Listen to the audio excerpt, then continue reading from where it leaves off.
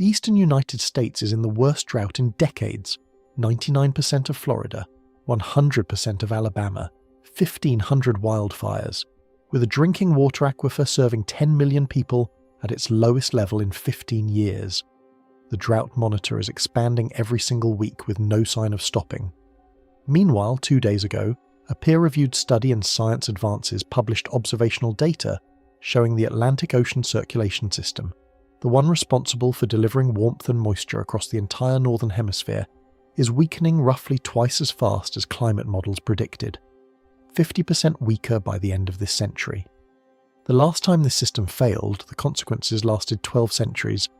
By the end of this video, you will understand exactly why these two stories are the same story and why it matters more than you think. If this has you hooked, hit like and subscribe to the Skylab, because we are nowhere near done pulling this thread, and you do not want to miss where it leads. Drop a comment below. I genuinely want to know where in the world you are watching this from, what time it is there, and your honest answer to this.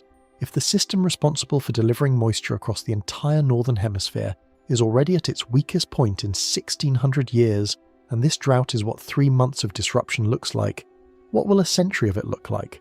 Let me know what you think. Now, let's get into it. Part 1. The map that should not exist. Something is wrong with the map.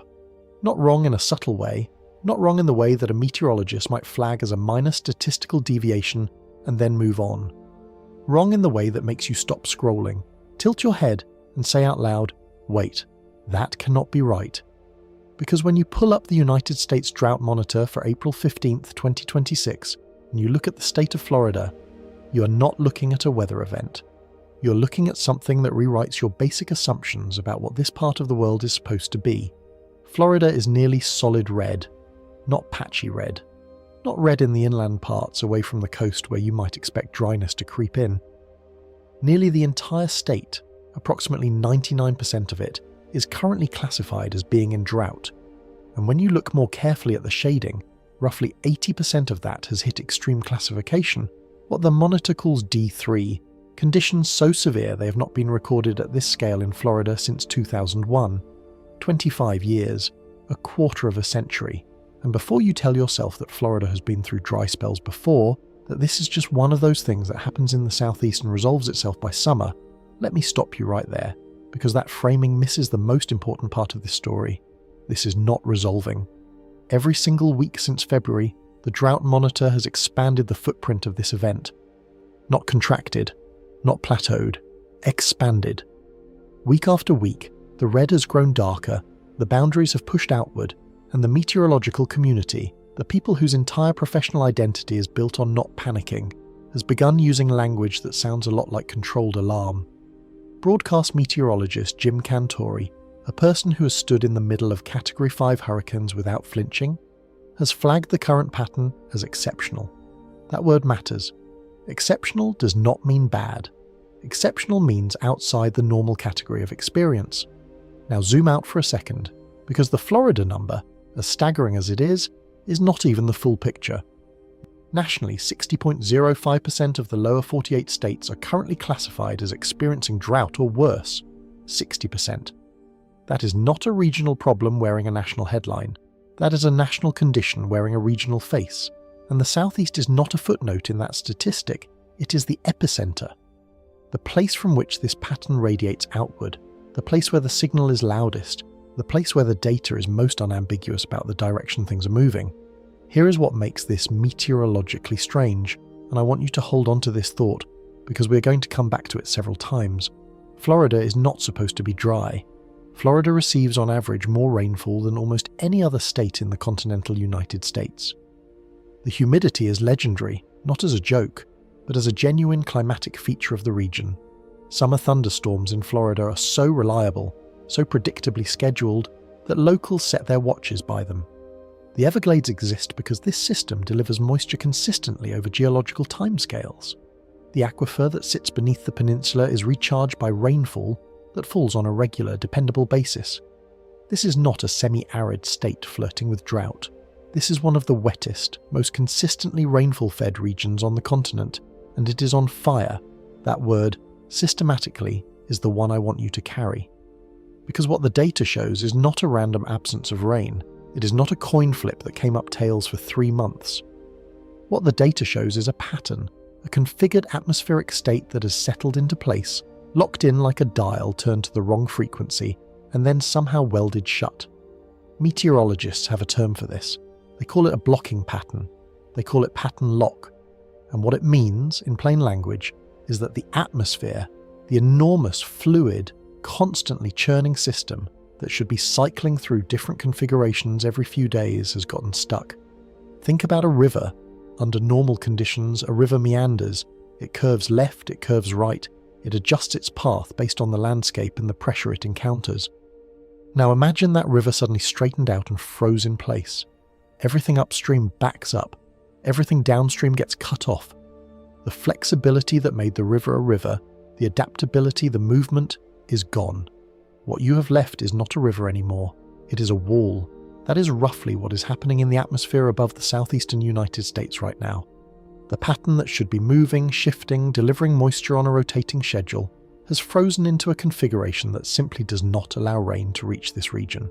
Historical droughts are typically oscillatory. They build, they peak, they retreat.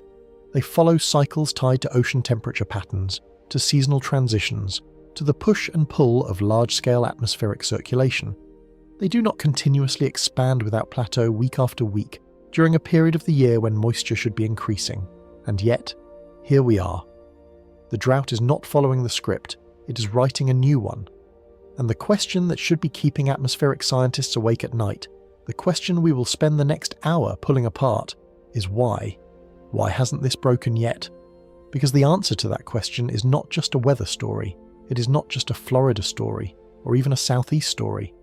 The answer to that question reaches all the way across the Atlantic Ocean and down into the deepest layers of the sea, to a system so vast, so fundamental to the way this planet manages heat and moisture, that its decline is not measured in weeks or even years, it is measured in centuries. And some of the most recent data we have suggests that system is in trouble in a way that was not fully appreciated until 2 days ago. But before we get there, let us stay in Florida for a moment longer, because the drought map is only the beginning of what is going wrong here. Part 2, Florida is burning and draining at the same time. More than 1,500 wildfires burned through Florida in the first quarter of 2026 alone. Read that number again slowly. 1,500 in 3 months, in a state that sits surrounded by water on 3 sides, in a region where the baseline humidity is so high that spontaneous combustion is supposed to be a theoretical concern rather than a practical one. 1,500 fires. The Florida Forest Service, the agency responsible for coordinating wildfire response across the state, was stretched thin by February. By March, they were operating in a mode that can only be described as sustained emergency response, scrambling resources across the state not to fight individual fires, but to manage a landscape that had become, in a very real sense, a tinderbox. The mechanism here is straightforward once you understand it, even if the scale is startling. Florida's vegetation is adapted to a wet-dry cycle. Plants grow during the wet season, accumulate biomass, and then dry out slightly during the cooler, drier winter months before the summer rains return to recharge everything. That cycle is the key word. Cycle. The dryness is supposed to be temporary. It is supposed to give way to rainfall that wets the vegetation back down before fire danger becomes critical. What happened in early 2026 is that the dry phase of the cycle extended far beyond its normal window, and the rainfall that should have arrived to break it simply did not come. Vegetation that should have been partially recharged by March was instead continuing to desiccate. Fuel moisture levels, the measure of how much water remains in living and dead plant material, dropped to levels that turn a spark into a catastrophe in seconds. And while the surface was burning, something else was happening underground. The Floridan aquifer, one of the largest and most productive aquifer systems in the world, just recorded its lowest water level since 2011. Let me put that in terms that make the significance clear. The Floridan aquifer is not a small underground pond. It is a vast geological formation that underlies approximately 100,000 square miles of the southeastern United States, including most of Florida, southern Georgia, southeastern Alabama, and parts of South Carolina. It is the primary drinking water source for approximately 10 million people. 10 million people depend on this system for the water they drink, the water they cook with, the water they use to irrigate food crops. And right now, that system is registering the lowest levels in 15 years. Here is what makes the aquifer number especially significant. Aquifer levels do not respond to rainfall the way a river does. A river can flood within hours of a heavy rain. An aquifer responds on a lag, sometimes weeks, sometimes months, sometimes longer, because the water has to percolate slowly down through soil and rock to recharge the system. Which means the low aquifer readings we're seeing right now are not just telling us about this month's rainfall deficit. They're telling us about a deficit that has been accumulating for a long time. The aquifer is like a slow responding instrument, and right now it is playing a note that says, this has been building for longer than the headlines suggest. 11 counties across Florida are currently operating under water restrictions. 11 counties where residents have been told to reduce consumption, where certain uses of water have been prohibited or rationed, where the infrastructure that normally operates on the assumption of adequate supply is now operating on the assumption of scarcity. And this is not the Deep South in summer, this is spring, when restrictions are not supposed to be necessary, when the dry season should be giving way to the wet season, when the numbers should be improving rather than deteriorating. Lake Okeechobee, the enormous freshwater body that sits in the center of the Florida peninsula and serves as the hydrological hub of the entire South Florida water management system, is sitting at unusually low levels for April. The Army Corps of Engineers, which manages water releases from Okeechobee into the surrounding canals and wetlands, has been operating in reactive mode rather than preventive mode. In a normal year, the Corps uses Okeechobee as a reservoir, filling it up during wet months, releasing water strategically during dry periods to support agriculture, prevent saltwater intrusion into coastal aquifers, and maintain ecological flows to the Everglades. Right now, the reservoir they depend on to execute that strategy is itself running low. The buffer is eroding. The agricultural losses are staggering. Over $3 billion in damage across Florida's farming sector in the first quarter of 2026. And this is not a simple story of crops dying from lack of rain. It is a compound failure. In January, before the drought had fully established itself, a freeze event hit the southeast, an unusual cold snap that stressed crops already under moisture deficit. That freeze, combined with the subsequent drought, created what agronomists call a cascading failure. Citrus, already an industry under enormous pressure from disease and competition, took another devastating hit. Strawberry growers in the Plant City area, historically the winter strawberry capital of the world, reported losses that will ripple through local economies for the rest of the year. Vegetable operations across the state saw yields collapse. This is the part of the drought story that rarely makes the national news in the way it deserves. When we talk about drought, we tend to talk about the landscape, the cracked soil, the low reservoirs, the fire maps. We do not always talk about the $3 billion that was supposed to move through grocery supply chains and farm payrolls and equipment companies and rural banks, and did not. We do not always talk about the insurance claims that are being filed right now that will drive up premiums for everyone in the region for the next several years. We do not always talk about the water infrastructure upgrades that municipalities are being forced to accelerate on timelines they did not budget for, drawing from reserves that were supposed to fund other things. The surface system is failing and the subsurface system is failing at the same time. Two different layers of the same foundational infrastructure, collapsing simultaneously. That is not a normal drought signature. A surface drought, low rainfall, dry vegetation, fire risk happens. It is a known phenomenon with known cycles. But when you combine a surface drought with a subsurface decline of this magnitude and duration, you are looking at something that speaks to a deeper imbalance. You're looking at a system that is not just experiencing a bad season, but is showing signs of structural stress. And here is the open question that this dual failure raises, the one that connects everything we have just discussed to the much larger story building at the edges of this event. If this pattern persists, not for another month, not for another season, but for years or decades, what does that do to a region that has built its entire infrastructure on the assumption of reliable rainfall? What does it do to 10 million people drinking from an aquifer that is no longer being reliably recharged? What does it do to an economy that depends on agricultural output from land that is becoming progressively less productive? We will come back to that question. But first, let us look at what is happening beyond Florida's borders, because the drought did not stay in Florida, not even close. Part 3. the collapse is spreading faster than models expect.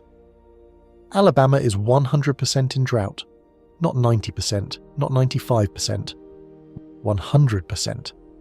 Every single county in the state of Alabama is currently classified as experiencing drought conditions, and 30 of those counties have been designated federal disaster areas by the USDA. Federal disaster declarations are not handed out casually. They trigger specific financial assistance mechanisms for farmers and agricultural businesses, and they reflect an official government assessment that the situation has crossed from difficult into catastrophic.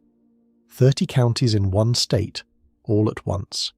That is not a cluster of bad luck distributed across a map. That is a statewide collapse. Georgia is at 96% drought coverage. South Carolina is at 93%. Tennessee is at 80%. And these numbers are not independent data points. They are part of a synchronized regional failure that is, in some ways, more alarming than any individual state's number. When states fail together, when the drought boundary encompasses not one state, but an entire region simultaneously, it tells you something important about the forcing mechanism. It tells you that whatever is driving this event is operating at a scale larger than any individual state. It is not local, it is not even regional in the normal sense of that word. It is systemic. The speed of the expansion is what has caught atmospheric scientists most off guard.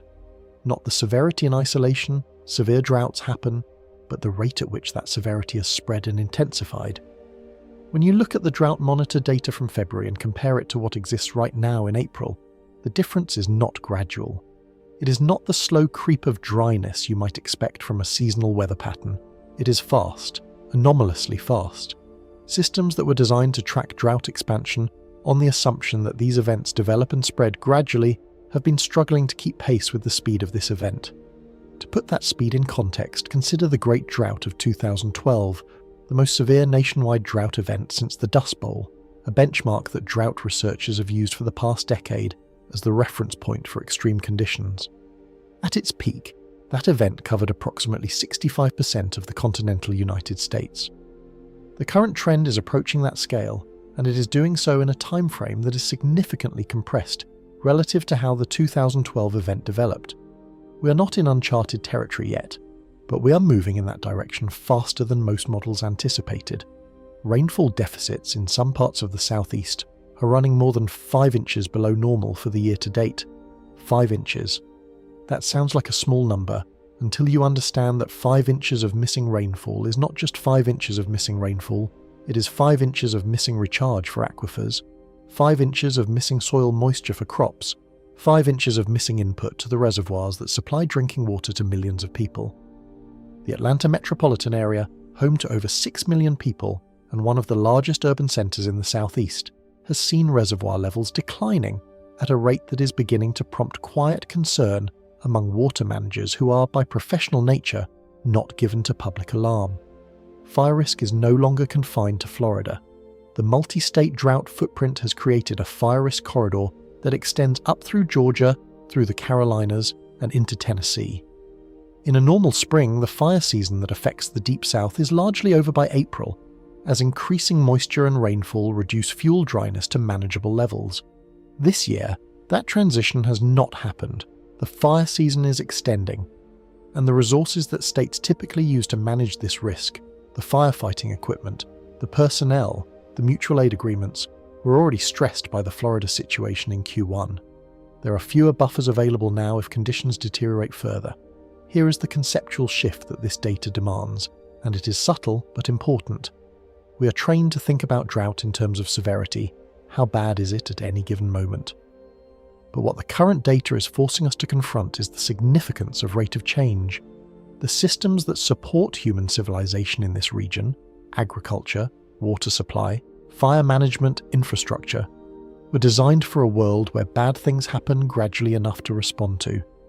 They were designed with the assumption that you would have time to see the drought coming, time to implement water restrictions, time to preposition fire resources, time to make crop adjustments, time to think. What the rate of change in this event is demonstrating is that the time buffer is shrinking. Things are moving faster than the systems designed to respond to them can comfortably track, and when response systems get outpaced by the events they are designed to manage, what you get is not a smoothly managed crisis. What you get is exactly what we are seeing: reactive management, stretched resources, cascading effects that compound faster than they can be addressed. This is what nonlinear climate behaviour looks like from the inside. It does not announce itself with a single dramatic event. It shows up as a speed you were not prepared for, a cascade where each component failure makes the next one more likely, a pattern that behaves not like a slow deterioration but like a threshold being crossed. And that brings us back to the central question, the one this drought is forcing into sharp relief. What controls where rain goes? What is the mechanism that determines whether moisture from the ocean reaches the southeast or gets redirected somewhere else? Because if we can identify that mechanism, and if we can understand what is happening to it, then we can begin to see this not just as a weather event, but as a signal, a preview, a small-scale demonstration of a process that, operating at a much larger scale over a much longer time frame, could redefine what it means to live in the eastern United States. The answer involves a ridge, and the ridge has a name. Part 4. This is not a rain deficit. It's a blocked atmosphere. The Bermuda High is not a weather event. It is a permanent feature of the Earth's atmospheric circulation, a semi-permanent area of high pressure that sits over the western Atlantic Ocean, anchored by the large-scale dynamics of how the atmosphere moves heat from the tropics toward the poles. In a normal year, the Bermuda High migrates.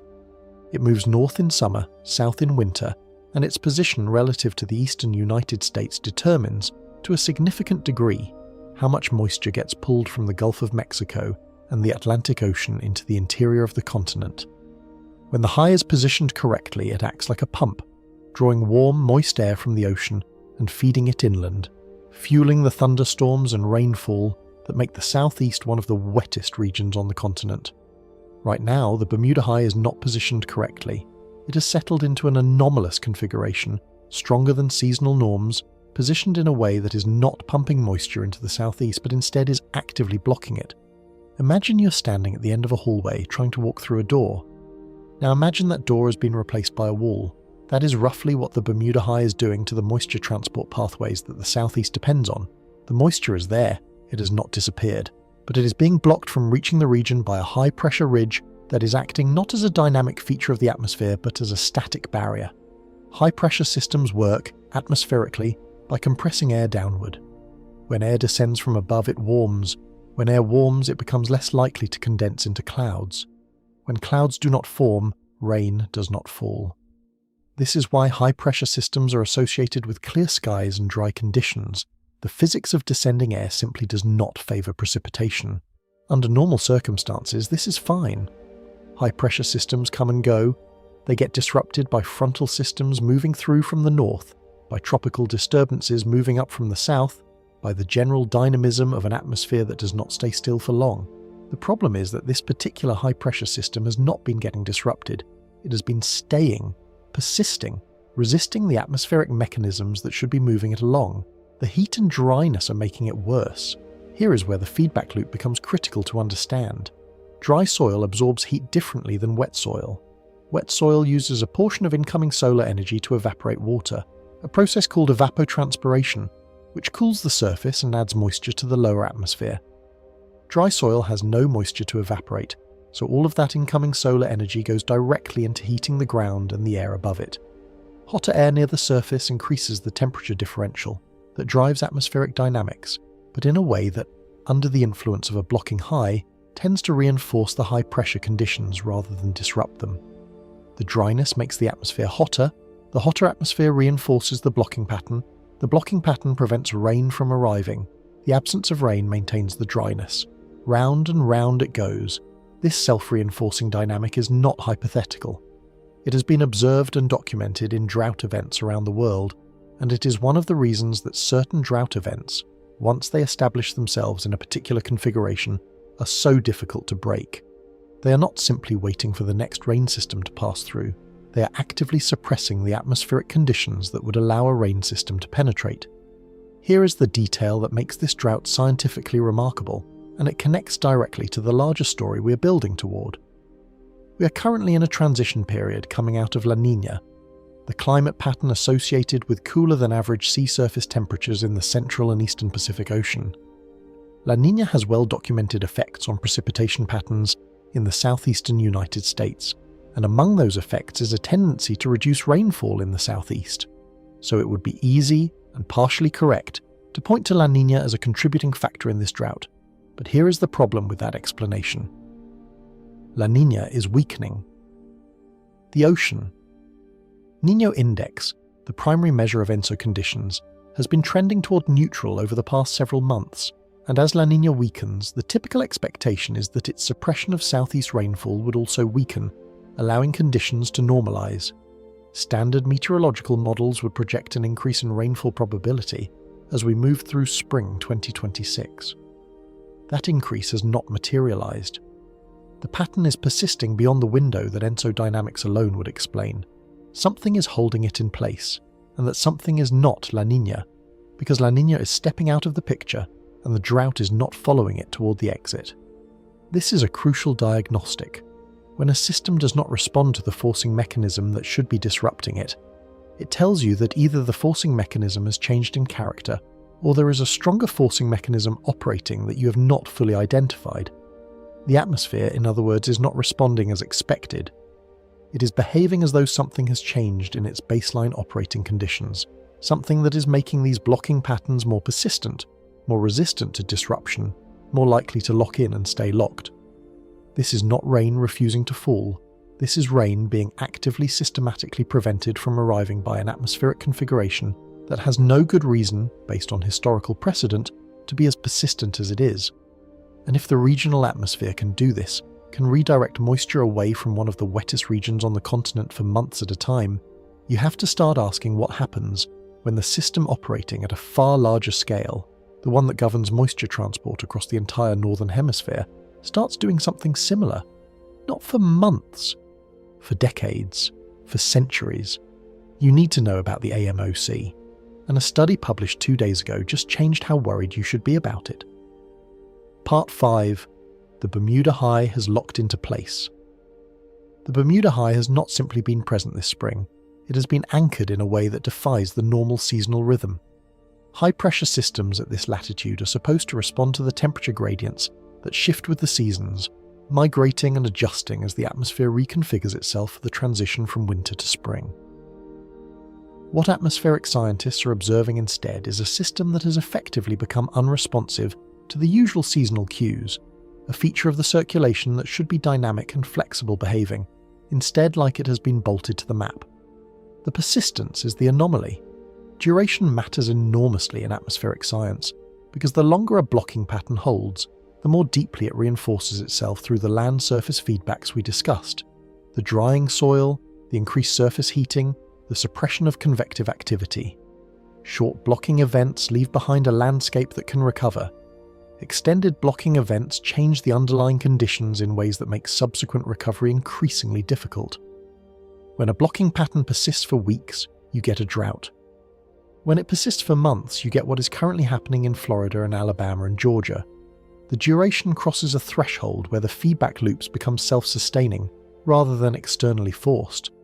There is a hypothesis gaining traction in the climate science community, not yet consensus, still actively debated, but supported by a growing body of observational evidence, that warming of the atmosphere is systematically increasing the frequency and duration of these blocking events. The mechanism involves the jet stream, the high-altitude river of wind that separates cold polar air from warm tropical air and acts as a guide for weather systems moving across the continent. As the Arctic warms faster than the tropics, a well-documented feature of anthropogenic climate change called Arctic amplification, the temperature gradient that drives the jet stream weakens. A weaker temperature gradient produces a weaker, more meandering jet stream, one that tends to form larger, slower-moving waves rather than the tighter, faster-moving patterns that keep weather systems cycling through on regular schedules. A slow, meandering jet stream is a jet stream that allows blocking patterns to persist. It is less effective at pushing high-pressure systems out of the way and moving the next weather system through. Think of it as the difference between a fast-flowing river that carries debris quickly downstream and a sluggish, meandering stream where debris accumulates in bends and eddies. The atmospheric debris in this analogy is the blocking high, and a weakened jet stream is less efficient at flushing it out. Whether this specific event is driven by jet stream waviness, or purely by local feedbacks, or some combination of both, is a question that atmospheric scientists are actively working to answer. The honest position is that the science is not fully settled. But the pattern, more persistent blocking, longer droughts, atmospheric configurations that overstay their welcome, is consistent with what the models predict for a warming world with reduced Arctic to tropical temperature gradients. The door that should swing open is stuck shut, and the atmosphere is not being shy about showing us what that looks like in practice. This is that drought on the regional scale. But the central thread we are following asks a larger question. What does this look like on the hemispheric scale when the system governing moisture transport is not a high-pressure ridge but an ocean current, and that current is slowing down? Part 6. The invisible conveyor belt of moisture. Under normal conditions, the southeastern United States receives its moisture from several overlapping pathways, and understanding those pathways is essential for understanding what failure looks like. The most important is the Gulf of Mexico. The Gulf acts as a warm, shallow evaporation basin, generating moisture-laden air that flows northward and northeastward into the continent, feeding the moisture that drives thunderstorms across the southeast, the Mississippi Valley, and the Great Plains. This flow, sometimes called the low-level jet, is one of the most significant moisture transport features in North American climatology.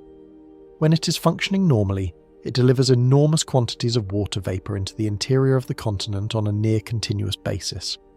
When it's disrupted, blocked by a high-pressure ridge sitting in the wrong position, the moisture that would have reached the southeast instead stays locked over the Gulf or gets diverted to other parts of the continent. The second pathway involves Atlantic moisture transport, frontal systems and coastal dynamics that pull moisture from the Atlantic Ocean into the southeast. These systems are also sensitive to the position of the Bermuda High. When the high is positioned correctly, it helps funnel Atlantic moisture onshore. When it is blocking, it acts as a barrier that keeps Atlantic moisture offshore, denied to the thirsty land to the west. What the current blocking pattern is doing in effect is pinching off both pathways simultaneously. Gulf moisture cannot push north into the region because the high-pressure ridge is acting as a wall. Atlantic moisture cannot penetrate onshore for the same reason. The moisture is not disappearing, it is being redirected. And that redirection has a signature you can see if you look at the right maps. While Florida bakes, parts of the Midwest are dealing with flooding. While Alabama's reservoirs drop, other regions of the country are managing excess rainfall. The moisture is going somewhere. It is just not going where the southeastern United States needs it to go. Rain is not gone. It has been rerouted. This is a critically important reframing, because it shifts the question from how do we get more rain to where is the rain going and why. And when you ask that question about the current drought, you're essentially asking a meteorological version of the same question that ocean circulation scientists are asking about the AMOC. The Atlantic Meridional Overturning Circulation is, at its most fundamental level, a moisture and heat transport system. It moves warm, saline water from the tropics northward along the surface of the Atlantic Ocean, delivers that heat to the North Atlantic and to Europe, and returns cold, dense water southward along the ocean floor. The driving force is density. Cold, salty water is denser than warm, fresh water, and that density difference is what keeps the circulation moving. When that circulation weakens, the transport of heat and moisture from the tropics toward the northern hemisphere slows. The temperature gradients that drive atmospheric circulation patterns change, the balance between different parts of the climate system shifts, and the result, playing out on timescales of decades to centuries rather than weeks to months, is a redistribution of moisture and heat across the entire northern hemisphere. Not a local redistribution, not a regional one, but a planetary one. The drought in Florida is a story about a local conveyor belt of moisture that has been blocked. The AMOC story is about the global conveyor belt of moisture and heat that may be losing its ability to run at full strength. Same mechanism, radically different scale, radically different consequences. And a study published in Science Advances on April 14, 2026, just gave us the most precise quantitative assessment yet of how far along that larger failure might be. Part 7. Hydrological Whiplash. Across the US. While Florida burns and Alabama's crops fail, the Missouri River is flooding. While the southeast counts the days since its last meaningful rainfall, the Midwest is issuing flood warnings by the dozens, over 100 flood warnings active across central and northern states, at the same time that the southeast is setting drought records. The same atmosphere that is denying moisture to one region is delivering it in excess to another. This is not coincidence. It is the fingerprint of the blocking pattern. Moisture that would normally be distributed more evenly across a wider swath of the continent is being concentrated in certain areas while other areas go completely without. The technical term for this is hydrological whiplash, and it is one of the most reliable signatures of an atmosphere operating in an amplified extreme state. Not more rain and not less rain, more extremes at both ends of the spectrum, with less of the moderate distributed precipitation that agricultural systems and water infrastructure were built to rely on. A world where the same atmospheric configuration that produces catastrophic drought in one region produces catastrophic flooding in another is not a world where you can simply say we need more water. The water is there. The distribution is broken. And a broken distribution system, whether we are talking about the regional atmosphere over the United States or the ocean circulation system of the entire Atlantic, produces not just local failures, but cascading ones, where the surplus in one place does not compensate for the deficit in another, and where the systems designed to manage both extremes are simultaneously overwhelmed. The thread connecting all of this runs deeper than any single weather event, and it is pulling us toward a study published less than 48 hours ago that changes the frame entirely. Part 8. Why this pattern should have broken already. By every standard seasonal expectation, this blocking pattern should have ended by now. La Niña, which provided part of the atmospheric context that made this drought likely to develop in the first place, is weakening. The Ocean Niño Index has been trending toward neutral conditions through the late winter and early spring.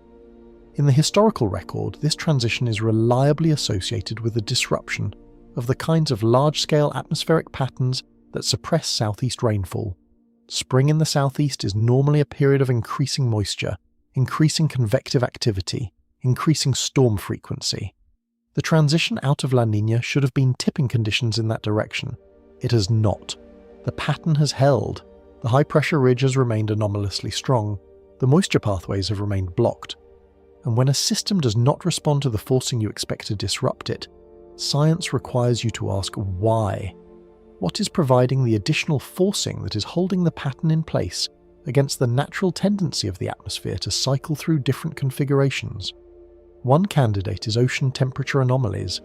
The sea surface temperatures across the Western Atlantic and the Gulf of Mexico are anomalously warm, significantly above the historical average for this time of year. Warm ocean surfaces provide more energy to the atmosphere above them, and that additional energy can reinforce atmospheric circulation patterns in ways that are difficult to model with precision. The warm ocean is, in effect, providing extra fuel to the blocking pattern, giving it the energetic support it needs to persist beyond its natural lifespan. Another candidate is the broader background state of the climate system. As greenhouse gas concentrations increase and global mean temperatures rise, the baseline conditions of the atmosphere change. Some of those changes are fairly well understood. We know, for instance, that a warmer atmosphere holds more moisture, and that this increases the intensity of precipitation events when they do occur. Other changes are more subtle and less well characterized, the ways in which background warming might alter the frequency or persistence of blocking events, for instance, are an active area of research where the science is still developing. What is clear is that the current pattern is persisting beyond what seasonal dynamics alone would predict, and that the most likely explanations for that persistence point toward mechanisms that are either connected to long-term climate trends or to ocean temperature anomalies that are themselves influenced by those trends. The atmosphere is not responding as the models expect. It is behaving like a system that has accumulated enough background stress to shift its baseline behavior, not dramatically, not catastrophically, but measurably in the direction of more persistent extremes. Systems losing responsiveness and flexibility. That is the signal embedded in this drought's refusal to end on schedule, and the same signal, amplified to a global scale, is exactly what the most recent scientific study on the AMOC has just documented. Part 9. The new paper that reframes everything. On April 14th, 2026, a study was published in Science Advances, one of the highest impact peer-reviewed journals in the world, and it landed with a weight that the scientific community is still processing. The paper, led by researcher Portman and colleagues, did something that previous AMOC studies had struggled to do. It used observational data, real measurements of ocean conditions, not just model projections, to constrain estimates of how much the Atlantic Meridional overturning circulation has weakened and how much further it is likely to weaken over the coming decades. And the numbers that came out of that analysis are, to use a carefully chosen word, sobering. The central finding is this: using sea surface temperature patterns as observational proxies for AMOC strength, a method called sea surface temperature-based ridge regression, which allows researchers to infer changes in ocean circulation from patterns that can be measured more directly than the circulation itself. The study projected a weakening of the AMOC of approximately 42 to 58% by the year 2100. The central estimate sits at roughly 50%, half strength, by the end of this century. Now, this is not the first study to project significant AMOC weakening. Climate models have been producing such projections for decades. But here is what makes this study different from everything that came before it, and this is the technical detail that matters most. The projections from this study are anchored in observations. Previous AMOC projections came primarily from climate models, sophisticated computer simulations of the ocean atmosphere system that are extraordinarily useful, but that carry significant uncertainties. One of the persistent concerns in the climate modelling community has been that the models might be underestimating the rate of AMOC weakening, because the physical processes that drive AMOC decline operate at small spatial scales that are difficult for large-scale models to resolve accurately. The Portman study bypasses this limitation by using the observational record directly. The sea surface temperature patterns that serve as proxies for AMOC strength are measurable, they are real, and they constrain the range of plausible futures in a way that model projections alone cannot. What this means, in practical terms, is that the uncertainty window, the range of possible outcomes, shrinks, and it shrinks in a direction that is not reassuring. The best-case scenarios that gave some comfort in earlier analyses, the scenarios where AMOC weakening would be modest and manageable, are now less consistent with the observational data. The observational record is tracking closer to the scenarios that involve more significant weakening.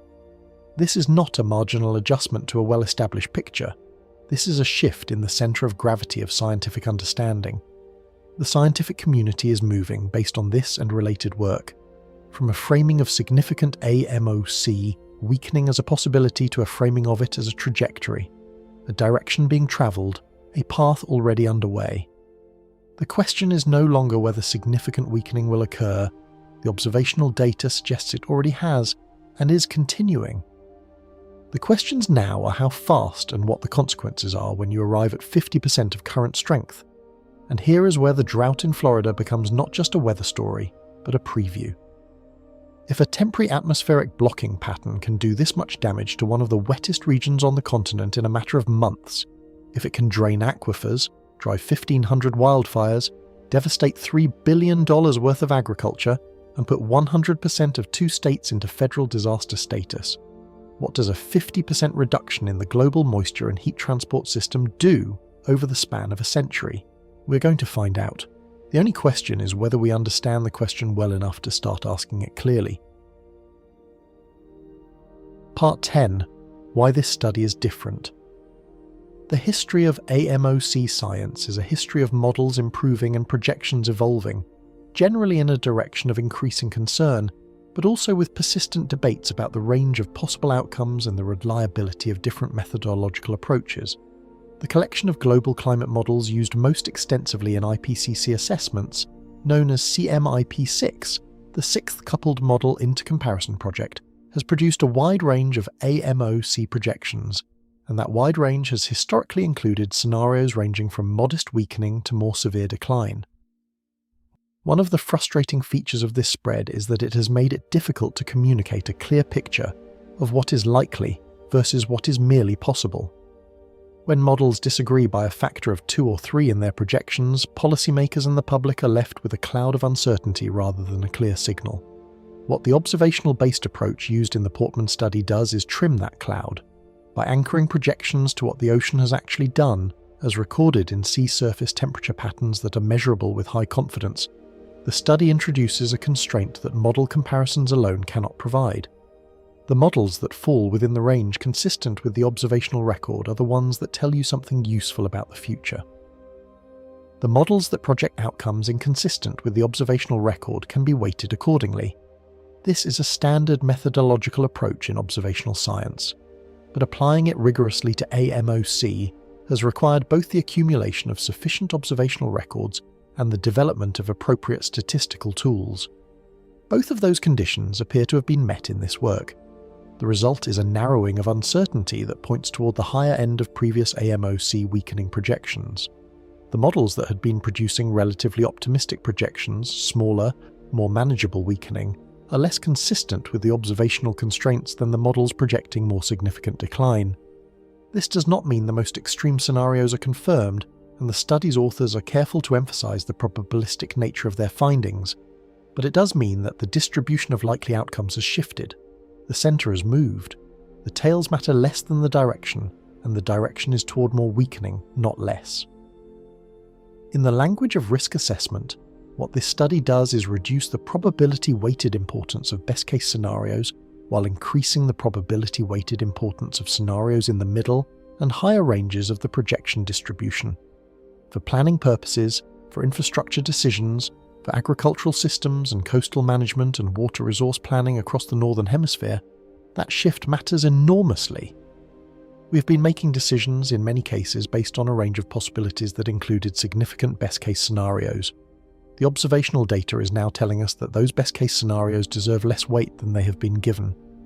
The increasing confidence in large-scale transport instability is the phrase worth sitting with, because that is what this study adds to the scientific record, not a new prediction, not a new alarm, but a narrowing of uncertainty that increases our confidence that the system governing hemispheric moisture and heat transport is on a trajectory of significant long-term weakening. And the drought unfolding right now across the southeastern United States, driven by a regional-scale failure of moisture transport, is the frame through which that abstract scientific finding becomes viscerally, immediately real. Part 11. The AMOC is already in decline. The AMOC has already weakened by approximately 15% since 1950. This is not a projection. This is not a model output. This is an observational finding, supported by multiple independent lines of evidence including direct ocean measurements, paleoclimate proxies, and sea surface temperature reconstructions.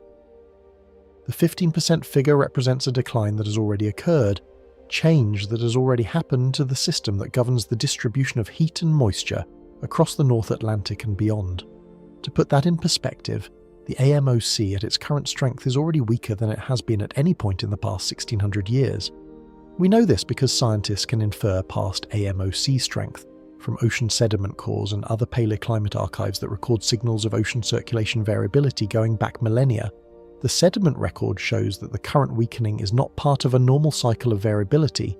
It is a departure from the range of conditions that characterized the past 16 centuries in the direction of weaker circulation.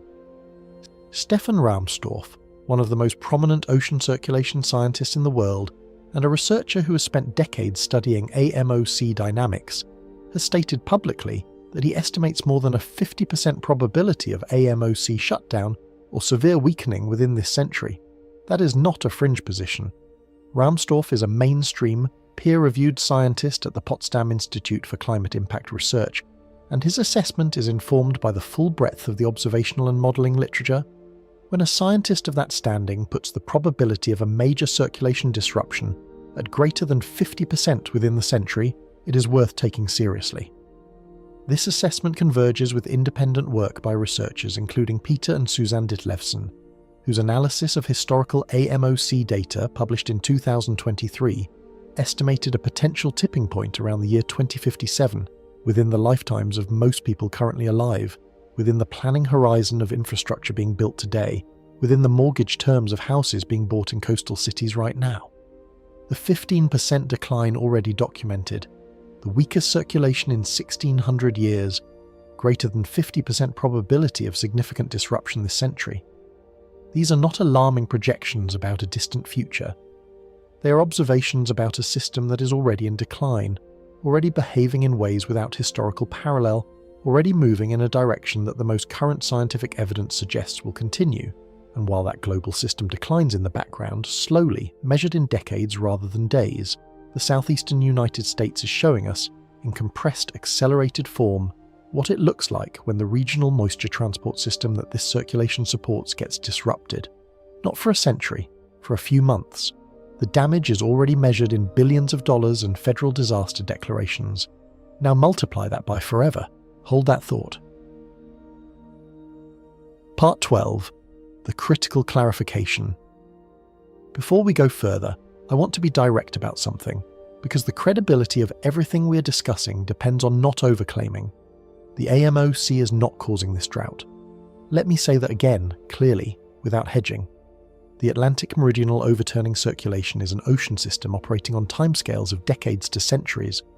The drought currently affecting the southeastern United States is driven by an atmospheric blocking pattern, a regional feature of the troposphere that operates on timescales of weeks to months.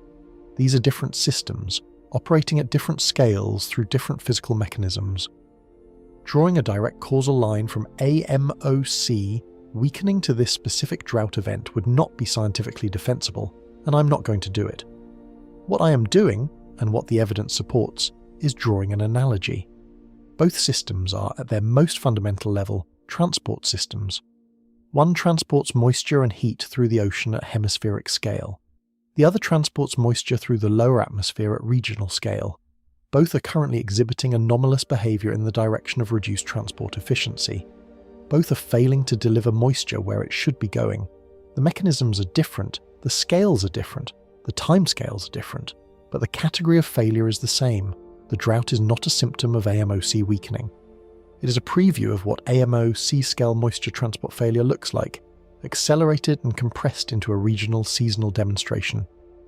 When you watch what a 3-month atmospheric blocking event does to the Florida aquifer and Alabama's crops and South Carolina's reservoirs, you are watching, in miniature and in fast forward, a version of the consequences that operate at enormously larger scale when the oceanic transport system loses half its strength over the course of a century. This distinction matters. It matters because it keeps the science honest, and it matters because it makes the analogy more powerful, not less. If I told you that the AMOC was directly causing this drought, you could dismiss the connection as speculative, and you would be right to do so. But I am not saying that. I am saying that right now, in April 2026, you can watch what moisture transport failure looks like. You can see it in the fire maps and the aquifer charts and the federal disaster declarations.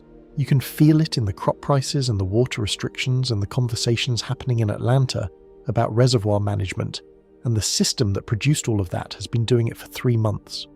The AMOC story is about a transport failure that could last centuries. Hold those two things in your mind simultaneously, and see if the question I started with still feels abstract. Part 13. The last time the conveyor belt stopped. About 12,900 years ago, the AMOC shut down. Not weakened, shut down, completely. And the world that resulted was so different from the one that preceded it, that the geological record preserves the transition as one of the most dramatic climate shifts of the past 100,000 years. Not the most dramatic weather event, not the most dramatic storm season, the most dramatic climate shift, the kind of change that does not get measured in degrees or inches of rainfall, but in the wholesale reorganization of what the planet's atmosphere is capable of delivering to entire continents. The event is called the Younger Dryas, and if you have never heard of it, I want you to understand something before we go any further. This is not an obscure footnote in paleoclimate science. This is the single most well-documented example of what happens when the AMOC crosses a threshold, a case study written in ice and sediment and ocean cores, preserved with extraordinary precision and available for anyone willing to read what the Earth has already shown us about its own capacity for abrupt, dramatic change. The record is there. The question is whether we are paying attention to it. The trigger, as best as current evidence can reconstruct it, was a catastrophic release of fresh water into the North Atlantic. Here is the setup. The last ice age was ending. Continental ice sheets that had covered enormous portions of North America for tens of thousands of years were melting. As they melted, the meltwater pooled behind the remaining ice, forming glacial lakes of almost incomprehensible size. The largest of these was called Lake Agassiz, and it covered much of what is now central North America, stretching across portions of present-day Manitoba, Ontario, Saskatchewan, and the northern United States in an area larger than all of the modern Great Lakes combined. For thousands of years, this lake sat contained behind walls of ice, accumulating an enormous volume of fresh water, waiting. And then the ice walls failed. Geologists believe the release was extraordinarily rapid, not a slow seep, not a gradual drainage, but a catastrophic outflow of fresh water into the North Atlantic on a timescale that, in geological terms, was essentially instantaneous. The volume of water involved is staggering to contemplate. Some estimates suggest the event released enough fresh water to raise global sea levels measurably in a very short period, and that fresh water, being significantly less dense than the cold, salty ocean water it flooded into, did not mix downward. It floated. It spread across the surface of the North Atlantic like an enormous freshwater lid, a cap of low-density water sitting on top of the ocean, where the most critical process in the entire AMOC system was supposed to be happening. That process is deep water formation, and it is the engine that drives the entire circulation.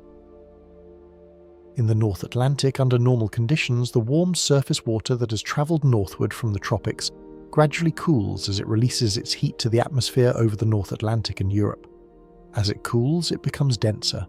As it becomes saltier from evaporation during its long journey northward, it becomes denser still.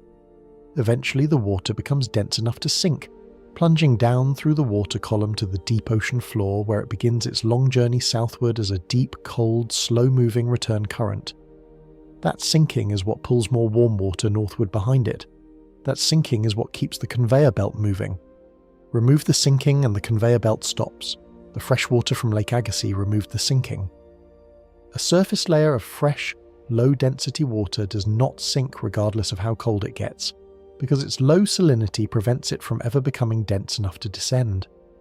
The deep water formation zone of the North Atlantic was essentially capped off, smothered by a freshwater blanket that the ocean circulation had no mechanism to overcome. And without deep water formation, the AMOC did not slow gradually. It stopped. What happened next is recorded in the ice of Greenland with a precision that still startles scientists who work with these records.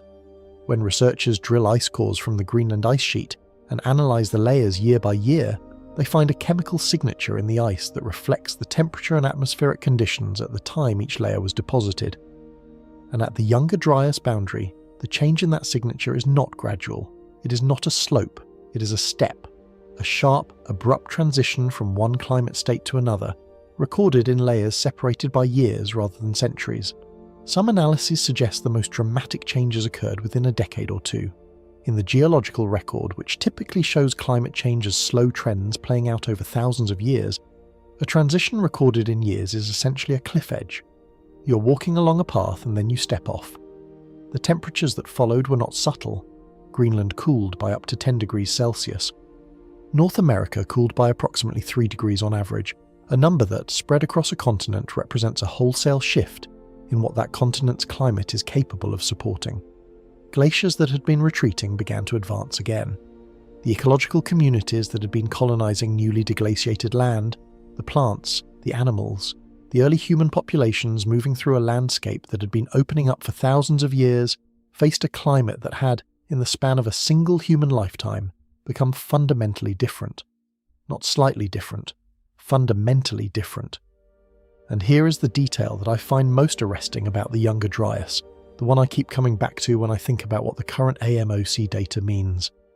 The event lasted approximately 1,200 years, 12 centuries of altered climate, 12 centuries during which the North Atlantic circulation ran in a weakened or collapsed state, and the climate of the Northern Hemisphere remained locked in a configuration that was not self-correcting, not trending back toward normal, not recovering.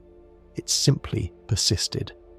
Generation after generation of human beings, living and dying inside a climate that had been reorganized by a single catastrophic event, with no way of knowing it would eventually end, with no way of knowing what had caused it, with no way of knowing that on the other side of 12 centuries the circulation would eventually restabilize and the temperatures would abruptly rise again. Another cliff edge, this time going up. The abruptness is both the most scientifically fascinating and the most sobering feature of this entire story.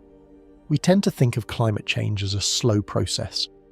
We talk about it in terms of degrees per century, in terms of sea level rise measured in millimeters per year, in terms of changes that are meaningful and serious, but that unfold gradually enough that adaptation, in theory, remains possible.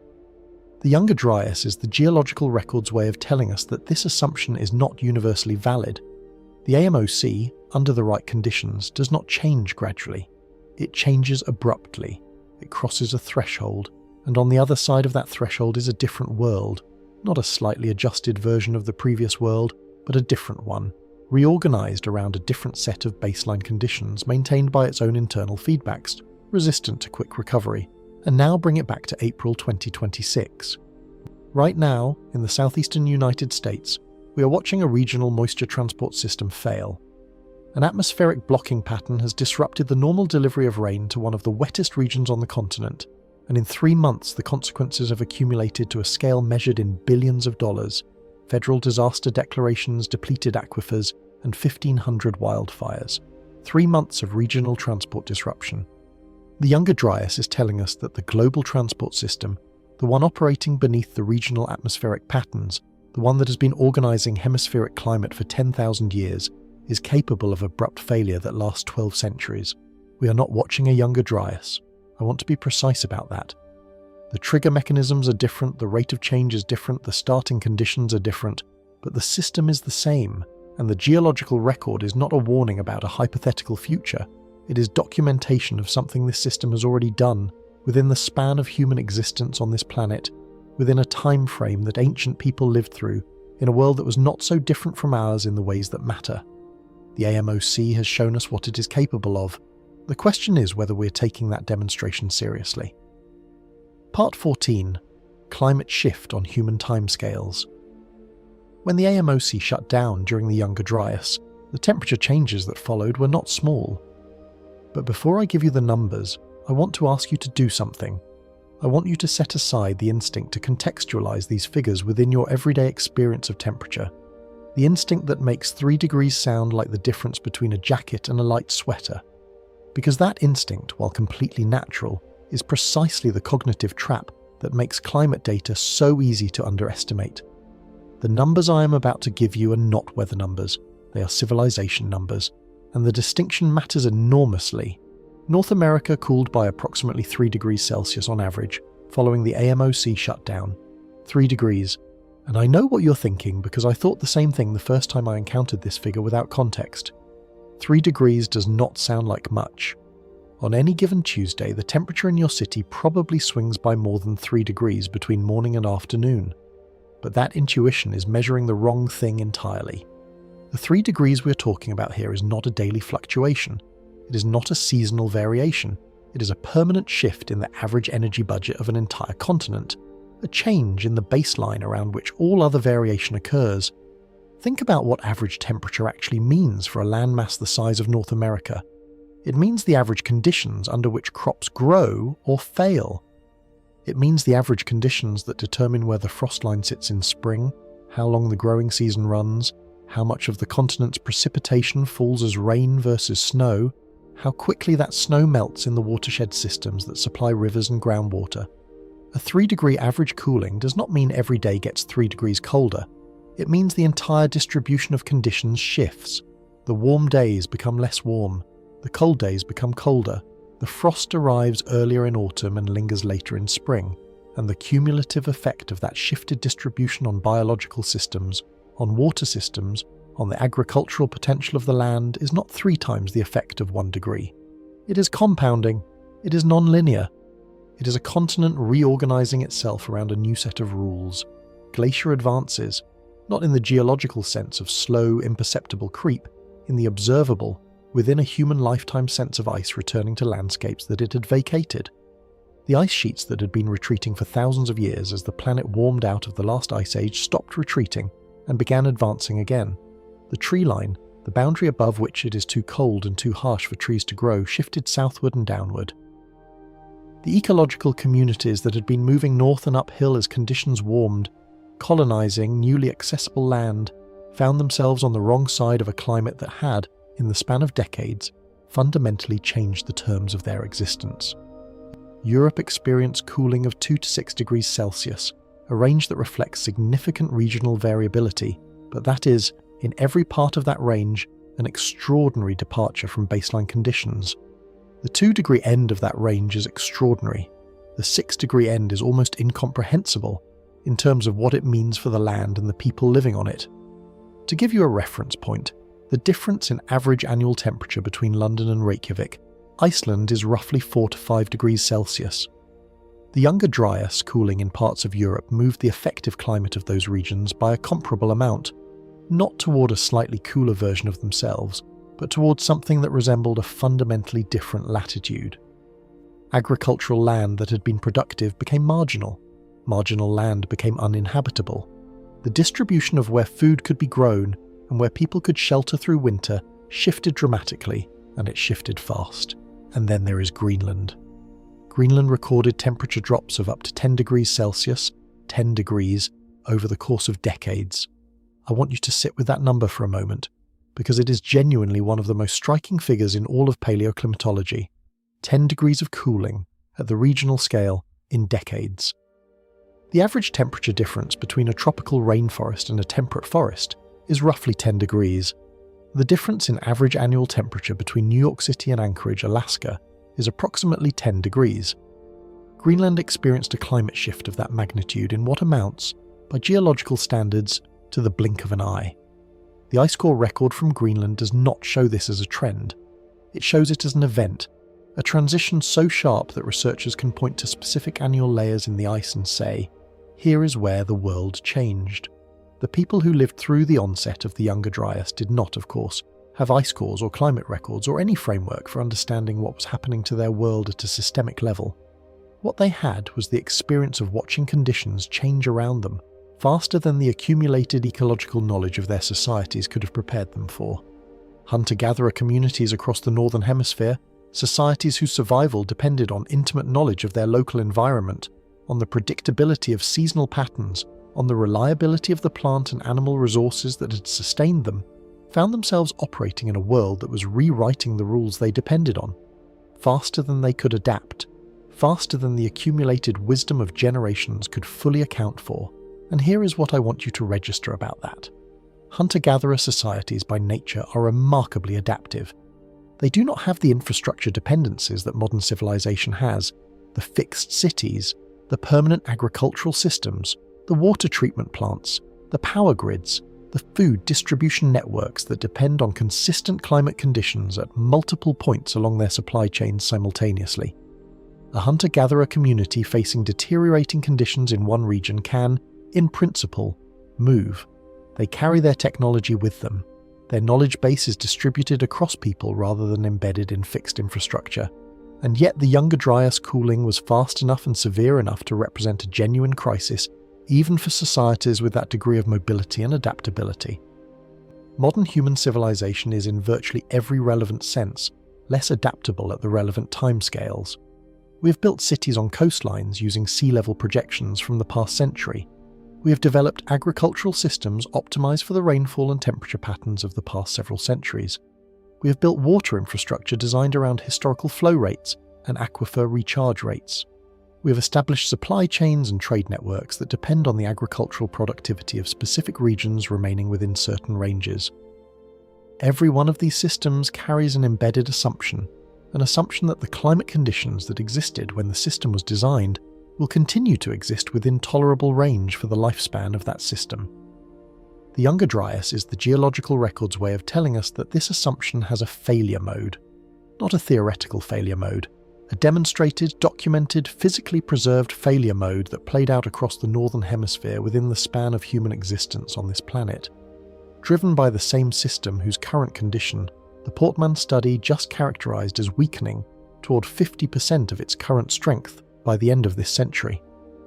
The AMOC is not a theoretical risk. I cannot say that clearly enough. This is not a scenario constructed by modelers to explore the outer limits of possibility. This is a system with a documented operational history that includes at least one catastrophic failure event, the consequences of which are preserved in extraordinary detail across multiple independent lines of geological evidence, ice cores, ocean sediment cores, pollen records, cave formations, lake sediments, all telling the same story from different vantage points, all converging on the same picture of a world that changed faster than anything in our modern experience has prepared us to imagine. The question raised by the current scientific literature is therefore not whether this system can fail. We know it can. The geological record has answered that question definitively. The question is whether the conditions for failure are developing now, and the answer coming back from the observational data is that the system is already weakening, already at its lowest strength in 1600 years, already moving in the direction that the physics of its situation predicts it will continue to move. The southeastern drought is showing us, in compressed and immediate form, what disrupted moisture transport does to a region. Florida's aquifer levels, Alabama's federal disaster declarations, Georgia's agricultural losses, these are the consequences of months of regional transport failure. The Younger Dryas is showing us what disrupted moisture transport does to a hemisphere, to a continent, to the civilizations trying to survive on it. Same mechanism, radically different scale, both of them real, both of them documented, one of them happening right now and the other one telling us, with the authority of 12,900 years of geological evidence, exactly what the system we are watching weaken is capable of. Part 15. A 1,200-year climate lock-in. The Younger Dryas lasted approximately 1,200 years. I want you to actually feel that number rather than just process it intellectually, because the human brain is genuinely not well equipped to grasp duration at this scale. We understand a year, we understand a decade. That is roughly the span of a childhood, or a career phase, or a significant chapter of adult life. We can stretch our intuition to a century, because we have grandparents and great-grandparents and historical figures who anchor that timescale to something emotionally real. But 1,200 years is not 10 centuries stacked neatly on top of each other in a way that intuition can comfortably hold. It is the distance, looking backward from today to the early medieval period, to a world before the Magna Carta, before the Crusades, before the Norman conquest of England, before almost every institution, every nation-state, every cultural tradition that modern Western civilization considers foundational to its identity. That is how long the Younger Dryas lasted. That is how long the climate of the Northern Hemisphere remained locked in a configuration reorganized by a single disruption to the AMOC, 40 generations of human beings. Think about what 40 generations means in terms of accumulated human experience, cultural memory, technological development, societal change. 40 generations ago from today puts you in the early 900s, a world utterly unrecognizable to modern eyes. From the onset of Younger Dryas cooling to its abrupt end, a span of time equivalent to that entire interval elapsed, during which every human being born into the Northern Hemisphere was born into an altered climate that showed absolutely no sign of correcting itself, no sign of trending back toward the conditions that had existed before, no measurable recovery, no gradual normalization, just the altered state persisting generation after generation, maintained by its own internal logic with complete indifference to the lives being lived within it. This is the detail that elevates the Younger Dryas from geological curiosity to something that I think demands a different quality of attention. It is not just a demonstration that the AMOC can fail abruptly, we covered that. It is a demonstration that when the AMOC shifts into a significantly weaker state, it does not bounce back. It does not self-correct on any timescale that a human civilization or a human institution or a human being can meaningfully plan around. The altered circulation maintained itself for over a millennium, and the reason it did so is embedded in the physics of the system itself. Here is how the lock-in works, and I want to walk through this carefully because it is one of the most important concepts in this entire story. A weaker AMOC delivers less warm water to the North Atlantic. Less warm water means cooler North Atlantic surface temperatures. Cooler surface temperatures mean less evaporation from the ocean surface. Less evaporation means less salt is left behind in the surface water as water molecules escape into the atmosphere, because evaporation is the process that concentrates salt in seawater, and when evaporation slows, that concentrating effect diminishes. Less salt in the surface water means lower salinity. Lower salinity means lower density.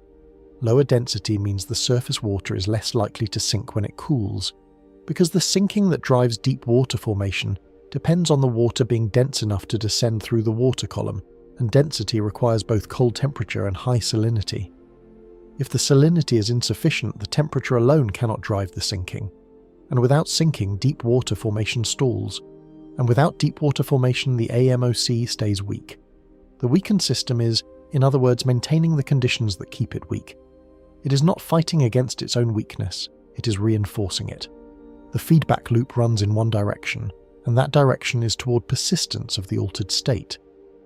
The system found a new equilibrium, not a better one, not a worse one in any moral sense, just a different one, organised around a different set of conditions, and it stayed there for 12 centuries. Now I want to be precise about something, because precision matters here more than drama. The Younger Dryas did eventually end. The altered state was not permanent in the absolute sense. The AMOC did eventually restabilise, and when it did, the transition back to warmer conditions was, like the transition into the cooling, extraordinarily abrupt. The ice cores show another sharp line, this time going up rather than down, recording a warming transition that was nearly as rapid as the initial cooling had been. So the system is not incapable of recovery, it recovered. But the recovery took 12 centuries, and it did not occur because human beings intervened or because the feedback loops gradually weakened on their own. It occurred because the planetary conditions, the ice sheet configurations, the freshwater budgets, the ocean salinity distribution, eventually evolved to a point where the deep water formation could re-establish itself. A geological process, operating on geological timescales, eventually resolved a problem that had been locked in place by its own self-reinforcing dynamics for over a millennium. No human institution plans on geological timescales. No government has a 12th century infrastructure roadmap. No agricultural system was designed with the assumption that the baseline climate conditions it depends on might shift abruptly and remain shifted for 40 generations. The entire framework of human civilization, the way we build cities, the way we design water systems, the way we plan agricultural production, the way we make infrastructure investments, operates on the implicit assumption that the climate conditions of the recent past are a reliable guide to the near future. Not identical, not perfectly stable, but within a range of variability that planning can accommodate. The Younger Dryas is the geological record's formal objection to that assumption. It is a 1200-year counterexample, preserved in extraordinary detail across multiple independent lines of evidence, demonstrating that the system underpinning that assumption has a failure mode that operates on timescales completely outside the range that human institutions were designed to handle. And here is where I want to bring this back to the present moment, not to create a false equivalence between the Younger Dryas and current AMOC weakening, because the situations are different in important ways, but to be honest about what the historical record is telling us about the nature of the risk we are evaluating. The current drought will end. I genuinely believe that, and I want to say it clearly. The blocking pattern over the southeastern United States will eventually break down. A frontal system will punch through the Bermuda High's grip on the region, or the seasonal transition will shift the atmospheric dynamics enough to allow moisture to penetrate, or a tropical system will pump Gulf moisture inland in a way that disrupts the pattern. The drought monitor will contract. Florida's aquifer will begin the slow process of recharging. The fires will lose their fuel as vegetation moisture levels recover. The federal disaster declarations will be processed, and the recovery process will begin. Weather events end. That is what distinguishes them from climate shifts. Their duration is measured in weeks and months rather than decades and centuries. But the Younger Dryas is a reminder, a 1200-year, 40-generation geologically preserved reminder, that the category of event we are discussing when we talk about significant AMOC weakening is not a weather event. It is not a bad season, or a difficult decade, or even a challenging century that infrastructure investment and technological adaptation can bridge. If the AMOC crosses a threshold and enters a significantly weaker state, the self-reinforcing feedbacks that maintain the Younger Dryas for over a millennium will operate on the current disruption the same way they operated on that one. Not because the situations are identical, they are not, but because the physics has not changed. These same feedbacks that locked the climate into an altered state 12,900 years ago are the same feedbacks that will operate on any future AMOC weakening event, regardless of what caused it.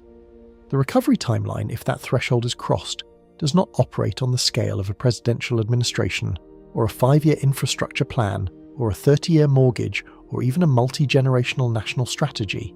It operates on the scale of the Younger Dryas. It operates on geological time. The current drought will end. The southeast will receive rain again. And somewhere in the deep North Atlantic, the circulation that governs whether that rain keeps arriving over centuries and millennia continues its slow, measured, physics-driven weakening, indifferent to the drought maps, indifferent to the federal disaster declarations, indifferent to every timescale on which human beings make decisions, moving at precisely the pace the physics dictates toward whatever state the physics is taking it. Some problems have a next wet season, some do not. The Younger Dryas is how we know the difference. Part 16. Why this isn't a perfect analogue, but still matters. The Younger Dryas is not a perfect analogue for what the AMOC study is projecting. The trigger mechanism was different, a massive rapid freshwater influx that has no equivalent in the current climate scenario. The current AMOC weakening is driven by gradual warming and the slower freshening of the North Atlantic from melting ice sheets and increased precipitation in high latitudes, not by a single catastrophic flood event. The rate of change is different. The starting conditions of the climate system are different. Using the Younger Dryas as a direct prediction of what AMOC weakening means for the 21st and 22nd centuries would be methodologically sloppy, and I'm not going to do it. But the mechanism is the same. The same fundamental system, the density-driven deep water circulation of the North Atlantic, destabilized in the past and produced dramatic, prolonged climate consequences. The current evidence suggests that same system is weakening again through a different trigger, potentially toward a different endpoint, but through the same basic physical mechanism. The Younger Dryas does not tell us what will happen. It tells us what this system is capable of, and what this system is capable of, rapid state changes, prolonged altered climates, continental scale temperature and moisture redistribution, is exactly what the Portman study is telling us. We have a roughly 50% chance of experiencing some version of before the end of this century. Not a perfect analogue, but a proof of concept that demands to be taken seriously. The mechanism is real, the consequences historically are dramatic, and the system is already weakening. Part 17. The rainfall map gets redrawn. If the AMOC weakens by 50% over the coming century, the rainfall map of the Northern Hemisphere does not simply show less rain everywhere. It gets fundamentally redrawn, redistributed in ways that could make the current southeastern drought look like a routine weather event. The most significant large-scale change involves the position of the intertropical convergence zone, the band of intense rainfall and convective activity that circles the tropics and is one of the dominant features of the global precipitation distribution. The ITCZ is sensitive to the distribution of heat between the northern and southern hemispheres, and the AMOC is one of the primary mechanisms responsible for maintaining the asymmetry that keeps the ITCZ in its current position. When the AMOC weakens, it delivers less heat to the northern hemisphere, effectively shifting the hemispheric heat balance. Models consistently project that this shift would cause the ITCZ to migrate southward. A southward shift of the ITCZ is not an abstract atmospheric change. It means the rainfall patterns that currently support the Amazon, already under enormous stress from deforestation, shift in ways that could push that ecosystem past tipping points of its own. It means the African Sahel, where hundreds of millions of people depend on monsoon rainfall for their food supply, experiences altered precipitation patterns. It means the Asian monsoon systems, which provide water to billions of people across South and Southeast Asia, are disrupted by changes in the temperature gradients that drive them. In the United States, climate projections associated with AMOC weakening suggest a potential intensification of drought conditions in the southeast, the same region that is currently demonstrating right now, today, what a moisture transport disruption looks like in practice. This is not a metaphor or an analogy anymore. This is the projection. The drought you're looking at on the April 2026 Drought Monitor is a seasonal event driven by an atmospheric blocking pattern. The drought that AMOC-associated rainfall redistribution might produce would be driven by permanent changes in the moisture transport pathways that supply this region, not for months. For the lifespan of everyone alive today and everyone who comes after them. Permanent drought zones.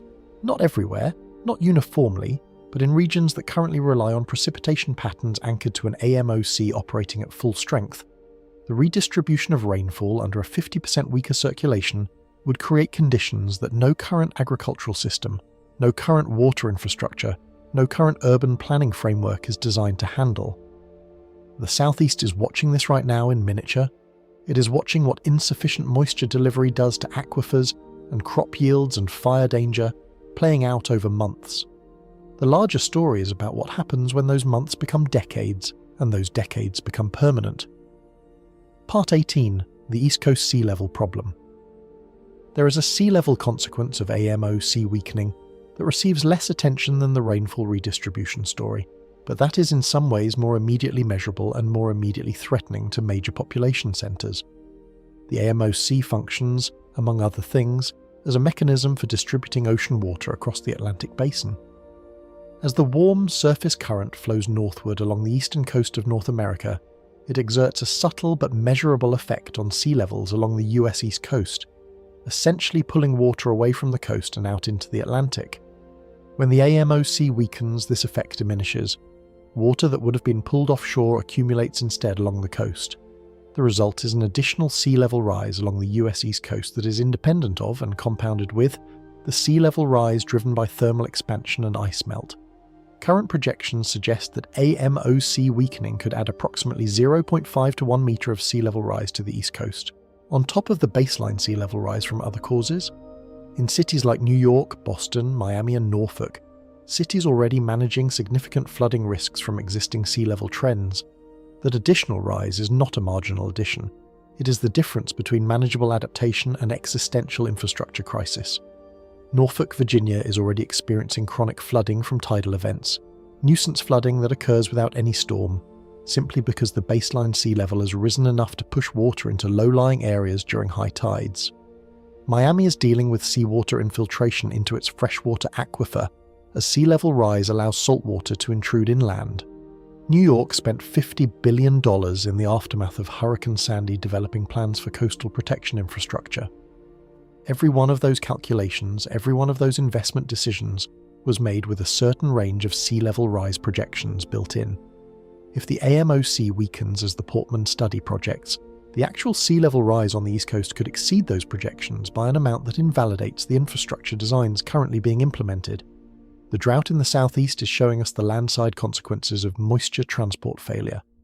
The East Coast sea level story is showing us the oceanside consequences of the same system change. Part 19. The European Climate Paradox. Here is the strangest consequence of a warming world causing AMOC weakening Europe in a globally warmer world could get colder. The AMOC is responsible for a significant portion of the warmth that makes Western Europe habitable at its latitude. London sits at roughly the same latitude as the southern tip of Hudson Bay in Canada, a region that experiences brutal sub-zero winters. The reason London's winters are mild rather than Arctic is that the AMOC delivers enormous quantities of ocean heat to the North Atlantic, and that heat warms the atmosphere over Western Europe. Remove that heat delivery or reduce it by 50%, and the atmospheric temperatures over Europe change fundamentally, even as greenhouse gas warming continues to push global average temperatures upward. The paradox is real and well documented in climate models. A weakened AMOC could cool Western Europe by several degrees Celsius over the coming century, partially or fully offsetting the warming from greenhouse gases in some regions. Agricultural systems across France, Germany, the UK and Scandinavia that have been adapting to a warming trend would instead face a cooling trend, or, perhaps most chaotically, rapid oscillations between the two as the AMOC transitions through different states. Food production in regions that currently supply a significant fraction of the world's grain and dairy would be disrupted. The economic and humanitarian consequences would ripple globally through food supply chains that are already tightly coupled and already under stress from other pressures. It is a warning about the global cascade of consequences that a single system's weakening can trigger. Part 20. Feedback loops that make it worse. A weakened AMOC does not just redistribute heat and moisture, it disrupts feedback loops that currently help stabilize the climate system, setting in motion a series of amplifying effects that make the initial problem progressively worse. One of the most significant involves carbon. The North Atlantic Ocean, under current conditions, is one of the most important carbon sinks on the planet. a region where the atmosphere's excess carbon dioxide is absorbed by surface waters and transported to the deep ocean as part of the AMOC circulation. When cold, carbon-rich surface water sinks as part of the deep water formation process, it carries dissolved carbon dioxide with it, effectively removing it from the atmosphere for centuries to millennia. If the AMOC weakens significantly, this carbon sink function diminishes. Carbon that would have been absorbed by the ocean remains in the atmosphere instead, accelerating the greenhouse warming that is itself one of the drivers of AMOC weakening. The weakening AMOC reduces carbon absorption, which increases warming, which further weakens the AMOC. A positive feedback loop in the physics sense, a self-amplifying cycle. Marine ecosystems in the North Atlantic are also deeply tied to the AMOC's function. The circulation drives the upwelling of cold, nutrient-rich deep water that supports the extraordinary productivity of North Atlantic fisheries, the fishing grounds that have fed northern European civilizations for thousands of years, and that continue to be critical food sources for hundreds of millions of people. A significant AMOC weakening would disrupt that upwelling, reducing nutrient availability, altering the distribution of marine species, and potentially collapsing fisheries that are already under stress from warming and acidification. The fishing communities of Iceland, Norway, the UK, and the northeastern United States have already been experiencing shifts in fish distribution as ocean temperatures change. AMOC weakening would accelerate and amplify those shifts in ways that cannot be fully compensated by adaptation. The feedback loops compound. The weakened circulation warms some regions while cooling others, disrupting the atmospheric patterns that both depend on and influence ocean circulation. The reduced carbon uptake accelerates greenhouse warming. The disrupted fisheries reduce the food system's capacity to absorb shocks from other directions. Each effect generates conditions that make subsequent effects more severe. This is what systemic instability looks like in the climate system, not a single catastrophic event, but a cascade of interacting failures where each component breakdown increases the vulnerability of every other component. The drought in the southeastern United States is showing us the downstream consequences of a regional moisture transport failure. The AMOC story is about what happens when those feedback loops operate at global scale over centuries without the possibility of a seasonal reset. We are watching a compressed version of a much longer film, and the most terrifying act is still to come. Part 21. This is not distant. The Ditlevson analysis, published in 2023, estimated a potential AMOC tipping point around the year 2057, 31 years from now.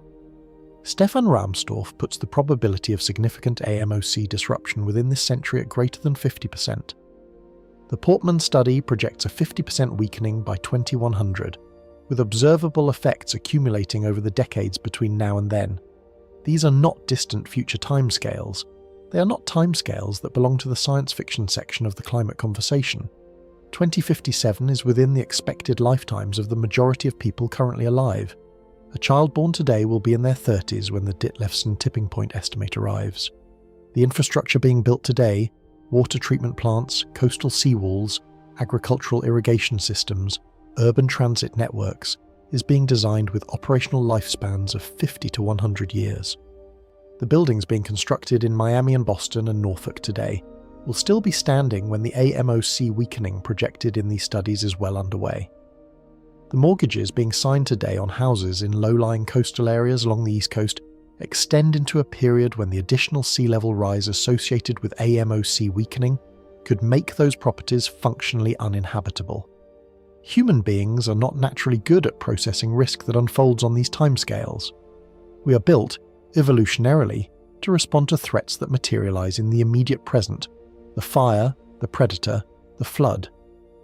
We are less naturally equipped to sustain urgency about processes that unfold over decades, even when those processes carry consequences far more severe than the immediate threats we respond to so readily. This is not a moral failing. It is a feature of how human cognition evolved in an environment where long-term planning rarely needed to extend beyond a generation. But the climate system does not care about our cognitive limitations. It operates on its own timescales, regardless of whether we have calibrated our sense of urgency to match. The mismatch between the timescales on which the AMOC is changing and the timescales on which human institutions plan and make decisions is one of the deepest structural problems in climate adaptation. City planners work on 10 to 20-year horizons. Infrastructure engineers work on 50-year lifespans. Political cycles operate on 2 to 4-year intervals. The AMOC is operating on a timeline where the consequences of decisions made today will not be fully felt for 50 years, but where the window for avoiding the worst outcomes may be measured in decades rather than centuries. We are already 31 years from the Ditlevson estimate. The Portman study's observational constraints are telling us that the trajectory is real, that the weakening is already underway, and that the range of uncertainty has narrowed toward the more concerning end of the distribution. The urgency is not hypothetical. The timeline is not geological. This is happening within the span of a single human lifetime, and the question of whether the systems we depend on, for food, for water, for coastal stability, for the climatic conditions that allow civilization to function, will still be operating at recognizable capacity within that lifetime is not a question for future generations to answer. It is a question for us, right now. In the same spring that 100% of Alabama is in drought, and Florida's aquifer is at its lowest in 15 years, and the drought monitor has expanded its footprint every week since February. Part 22. The drought as a preview, not a cause. This drought will end. I want to be clear about that, because the doom spiral is not the point, and overstating the permanence of any weather event is not intellectually honest. The blocking pattern over the southeast will eventually break down. A frontal system will penetrate the high-pressure ridge, or the seasonal transition will weaken the Bermuda High's grip on the region, or an Atlantic tropical system will pump moisture into the interior in ways that disrupt the pattern. The aquifer will begin to recharge. The wildfires will lose their fuel as moisture returns to the vegetation. The drought map will begin to contract. This is how weather works. It changes. The atmosphere does not lock into a permanent configuration based on a single season. But the mechanism behind the drought, the background warming of the oceans, the potential jet stream changes tied to Arctic amplification, the anomalously warm sea surface temperatures in the Western Atlantic, those do not end when the drought ends.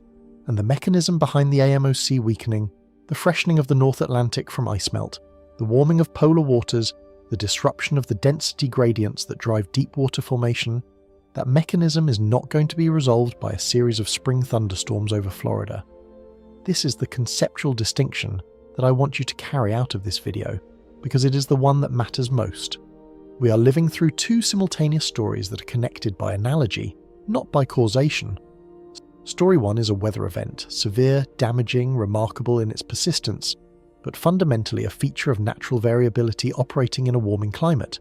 Story 2 is a structural change in one of the fundamental operating systems of the planet's climate, slow-moving, already underway, projected to intensify over the coming decades and century, and carrying consequences that no weather event, however severe, can adequately represent.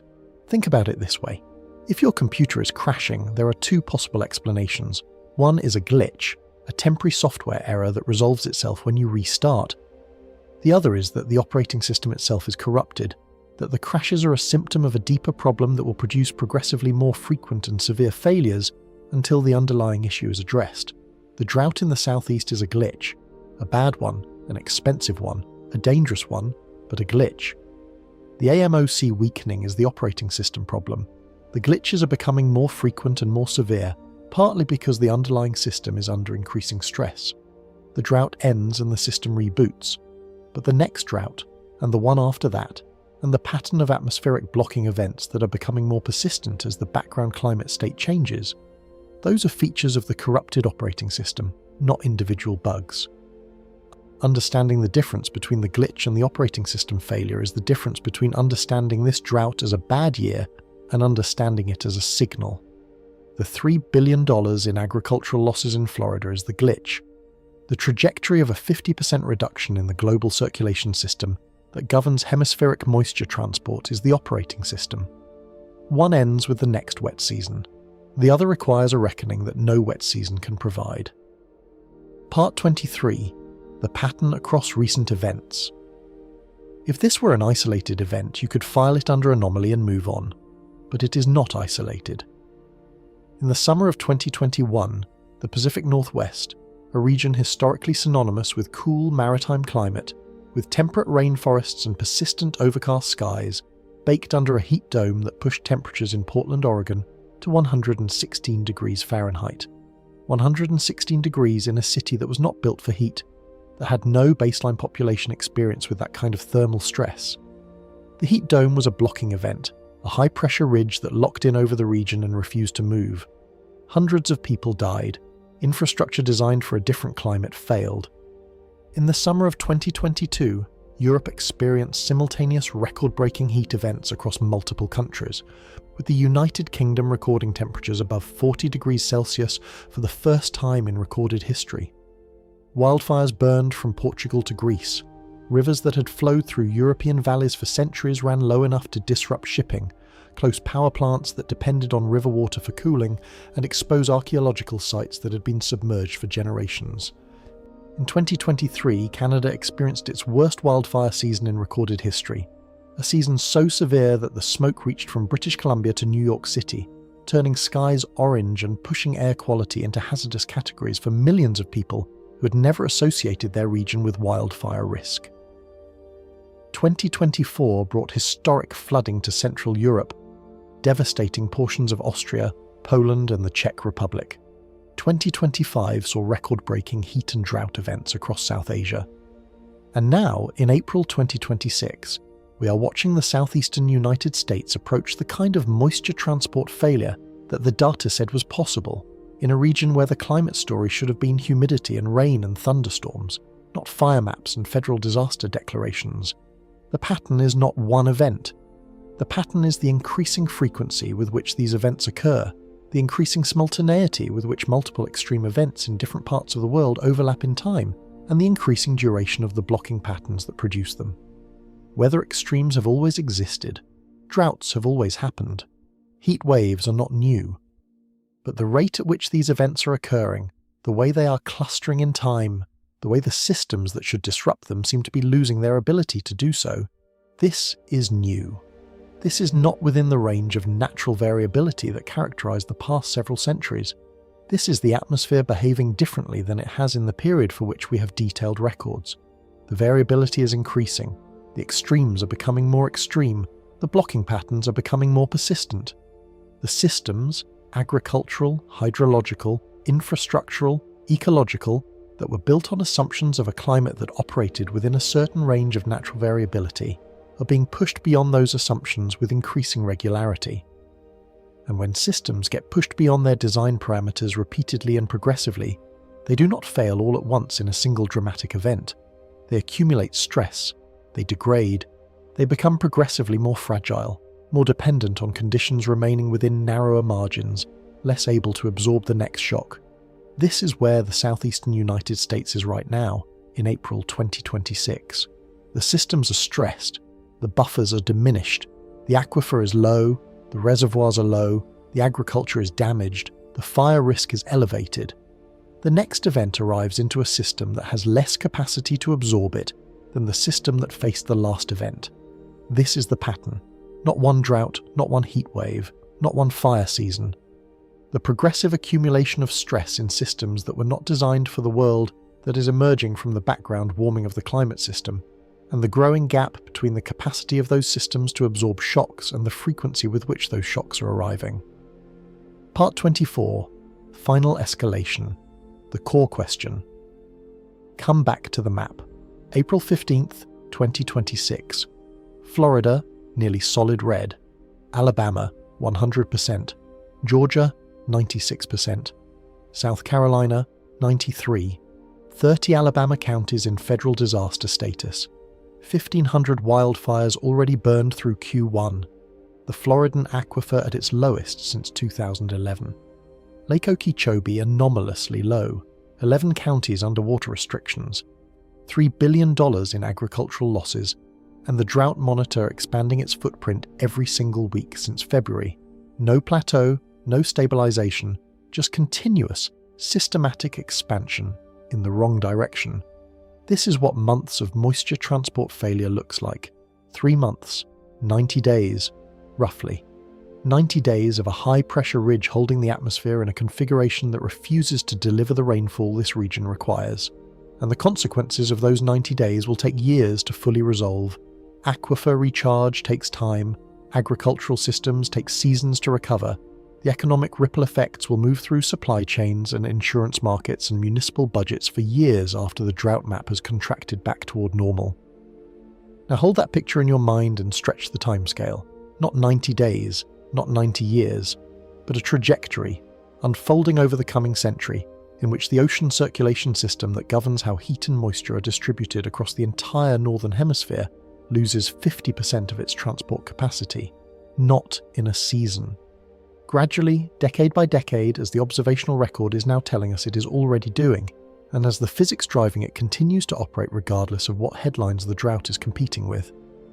The question that should be keeping not just atmospheric scientists but water engineers and agricultural planners and coastal city managers and insurance actuaries awake at night is not whether this can happen. The younger Dryas tells us it has happened. The observational record tells us it is already underway. The Portman study tells us that the range of uncertainty has narrowed toward the more concerning end. The question is not whether, it is when and how fast, and what the consequences are when the system that has been delivering warmth and moisture to the northern hemisphere for the past 10,000 years arrives at half strength. A 50% AMOC weakening is not a doomsday scenario in the asteroid impact sense. It is not an extinction event. It is something more subtle and in some ways more alarming. It is a permanent alteration of the baseline conditions that agricultural civilization, as it currently exists, developed within and depends upon. The rainfall patterns that determine where food can be grown, the temperature gradients that determine where people can live comfortably, the sea level conditions that determine which coastal cities remain viable, the atmospheric circulation patterns that determine where moisture goes and where it does not. All of these are downstream of the ocean circulation system that the most current scientific evidence is telling us is on a trajectory of significant long-term weakening. There is enormous uncertainty remaining about the precise trajectory, the precise timeline, the precise magnitude of the consequences. Climate science is not a machine that produces exact predictions. It is a discipline that characterizes probabilities across ranges of possible futures. The honest position is that we do not know exactly when, we do not know exactly how fast, and we do not know exactly what the regional consequences will look like in every part of the world. The Ditlevson estimate of 2057 could be early or late. The Portman projection of 50% weakening could prove conservative or optimistic. Ramstorff's greater than 50% probability of significant disruption this century is an expert assessment, not a certainty. But here is what we do know. The system is already weakening, 15% since 1950, the weakest in 1600 years. The observational constraints in the Portman study are narrowing the uncertainty window in the direction of more concerning outcomes rather than less concerning ones. The physical mechanisms driving the weakening, greenhouse warming, polar ice melt, freshening of the North Atlantic are not being reversed. The rate of change in the atmosphere is already producing blocking events of unusual persistence and intensity, as the southeastern United States is demonstrating right now, today, in the most concrete and expensive possible terms. And the systems, the water infrastructure, the agricultural systems, the coastal protection investments, the urban planning frameworks that will need to function in the world that emerges from this trajectory are being designed, right now, by people who may not have fully integrated this information. People who are making 50-year investment decisions based on a climate baseline that the observational record is telling us has already begun to shift. The drought in Florida will end. The blocking pattern will break. The drought monitor will contract. The aquifer will begin to recharge slowly. The fires will stop. The federal disaster declarations will be processed, and the assistance will be distributed, and the region will begin the long, expensive work of recovery. This is how weather events work. They end. But the Atlantic Meridional overturning circulation, the planetary conveyor belt that has been organizing the climate of the Northern Hemisphere since long before the first human city was built, the system that delivers warmth to Europe and moisture to the Americas, and drives the ocean chemistry that supports the marine food chains that billions of people depend on, that system does not end when the drought monitor contracts. It continues on its trajectory, weakening decade by decade, century by century, carrying the climate of the Northern Hemisphere toward a configuration that no human civilization has ever had to navigate. We are systems that move water through the atmosphere and the ocean. Every river, every aquifer recharge zone, every agricultural zone, every coastal city, every fishery, all of it exists in its current form because the systems that move water have been operating in a particular configuration for the past 10,000 years, during precisely the period when human civilization developed, expanded, and came to depend on conditions that the Earth is not obligated to maintain. The southeastern United States is showing you right now what it looks like when the regional version of that system gets disrupted for 90 days. The aquifer numbers, the fire maps, the federal disaster declarations, the crop losses, all of that, from 90 days of a high-pressure ridge in the wrong position. The AMOC is the global version, and the most recent science says it is already 57% of the way to the weakest it has been in 1600 years, and moving in only one direction. Systems that move water define where civilization is possible. If those systems change, not for a season but for centuries, then everything built downstream of them changes too. And we are not building for that world. Not yet. Not nearly fast enough. We are still planning water infrastructure and agricultural systems and coastal cities as though the baseline conditions of the past 10,000 years will hold indefinitely, as though the planetary machinery that created those conditions is not, right now, showing us the first measurements of its decline. The Drought Monitor says 99% of Florida is in drought today. A paper published 2 days ago says the system that governs hemispheric moisture transport is on a trajectory toward 50% of its current strength. One of those stories will be resolved by the next wet season. The other will be resolved one way or another by the next few centuries. The question is whether we understand the difference between them, and whether we have the intellectual and institutional capacity to act on information that arrives on timescales longer than the next news cycle, the next election, the next quarterly earnings report. Because the atmosphere does not wait for us to catch up to it. It never has.